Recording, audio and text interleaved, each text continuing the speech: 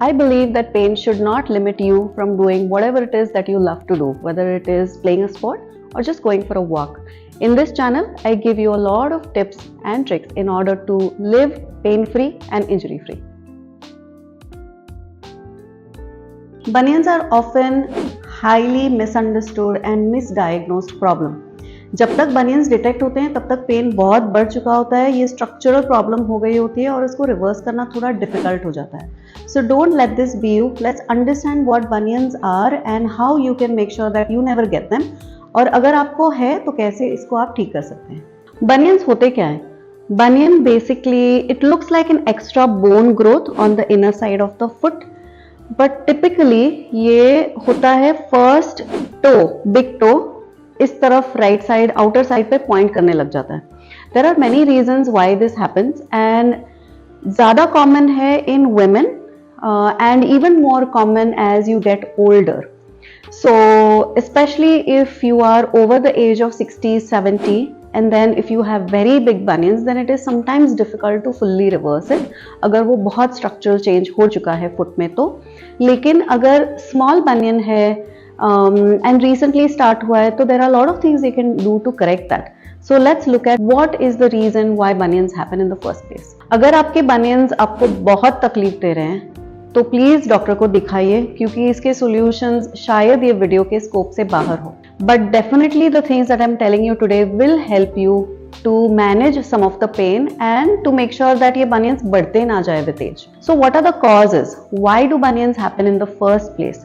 The number one reason is incorrect footwear. Women who wear heels all the time with very narrow toe box. अगर आपके चप्पल, shoes, sandals ये सब अगर बहुत narrow है सामने से तो आपके फीट स्क्विश्ड रहते हैं, अगर वो टोज एकदम स्क्विश्ड रहते हैं.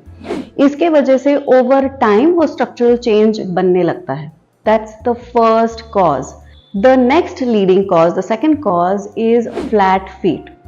बहुत लोगों को पता ही नहीं होता है कि उनको फ्लैट फुट है, and if you do have flat foot तो इसको अगर टाइम पे करेक्ट ना किया जाए तो भी बनियंस डेवलप होते हैं ओवर टाइम. अगर फ्लैट फुट के बारे में आपको और जानकारी चाहिए तो please watch my last video. I will put it in the link also.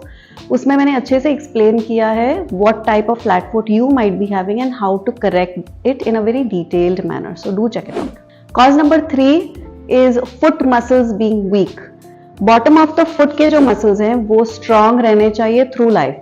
अगर ये वीक होते हैं तो हमारे आर्चेस धीरे धीरे कोलैप्स होने लगते हैं.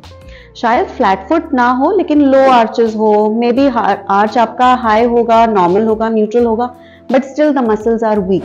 तो जब आप चलते हैं बहुत प्रेशर आता है on the great toe, on the big toe, and because of that the bunion gradually grows over time and then it becomes painful. So let's see how to fix bunions. You can definitely make sure that the bunions don't get worse with time, but to do this you have to follow all the steps that I'm giving you today. The first thing that you should be doing is to change your footwear, either your shoes or the sandals, whatever it is that you're wearing now, where you're spending the most amount of time during the day. Remember, अगर आप बैठ रहे हैं तो footwear doesn't matter as much ना, but when you are standing, maybe cooking in the kitchen, at work if you need to walk around quite a bit, yeah, of course if you go for walks, in all these scenarios you must be in shoes that support your feet really well. What do I mean by that? It means that your shoes should have inner arch support and the toe box should be wide. अगर शू का toe box narrow है तो वापस वो squish करेगा और वो comfortable नहीं होगा आपके लिए. So buy a wide shoe and make sure that it has a medial arch support.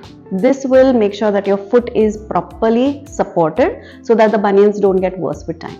अगर आपको confusion है कि what type of shoes are right for you, then pick up this PDF. It's absolutely free. I'm putting a link below.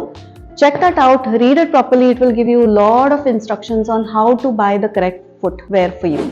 अगर आपके bunions बहुत painful हैं या बहुत severe है तो then you will need to consult a physiotherapist and an orthopedic physician in order to figure out what kind of insoles are correct for you and what kind of slippers or footwear that is correct for you. For example, अगर आप insole डालते हैं तो this will align your feet really well. Customized insoles are the way to go if you want to correct your bunions faster. If you stand for a long time at home, then you should pick up slippers that have medial arch support like this. Solution number 2. You get silicone toe separators. ये between the first toe and the second toe आपको डालना होता है. And इसको जब भी आप खड़े हैं, जब भी आप वॉक कर रहे हैं, तब ये सिलिकॉन टो सेपरेटर्स आपके शूज में रहने चाहिए. जस्ट बाय इटसेल्फ अगर आप सिर्फ ये स्टेप फॉलो करते हैं तो this is not an effective solution for bunions. Remember, आपको 1 2 3 solutions that I am giving you सब एक साथ आप करेंगे तो आपको बहुत अच्छे रिजल्ट्स मिलेंगे. सॉल्यूशन नंबर 3, आपके कोर एंड ग्लूट्स एंड आपके फुट के मसल्स को स्ट्रॉन्ग बनाइए. There are some very specific exercises जो आपको करने चाहिए.